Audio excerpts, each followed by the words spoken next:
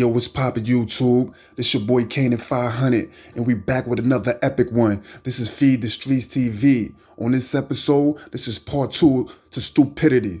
Last week, I gave y'all an episode about the young man who was shot and killed in Brooklyn, New York over cold french fries. Let's get to that. Now this week, in Georgia, you got another incident with french fries, with cold food.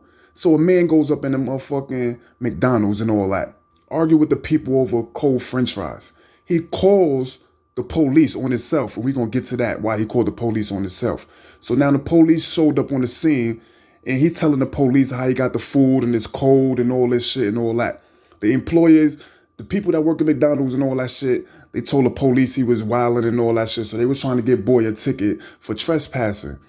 And at the end of the day, they ran his name. And when they ran his name, don't you know this crazy motherfucker who called the police on his own self in so many words? He shouldn't have called the police anyway, because he's a so-called gangster. He's on the run for killing the lady.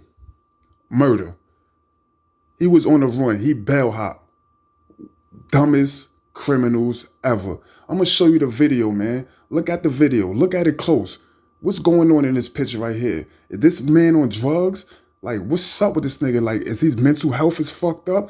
At the end of the day, you a so-called gangster. You called the police about some cold french fries. Then you started running and all that shit when you realized you had a warrant. I believe he knew he had a warrant. Nasty word.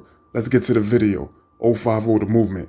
Gang. Fries at a fast food restaurant. That's already a no-no. But it turns out the customer was out on bond on a murder charge. Fox's Denise Dillon explains.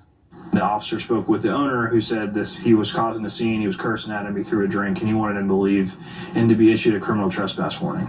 An argument over the french fries at this McDonald's in Kennesaw. The customer was so irate, he called 911. I try to fry the fries.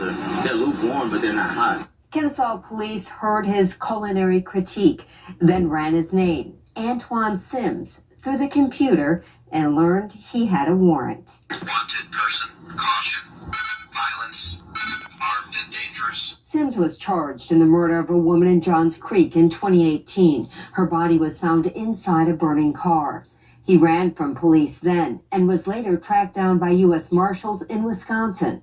Sims was currently out on bond, but had a warrant out of Fulton County for failure to appear. It's very unusual that someone, knowing that he is wanted by the police, would call the police.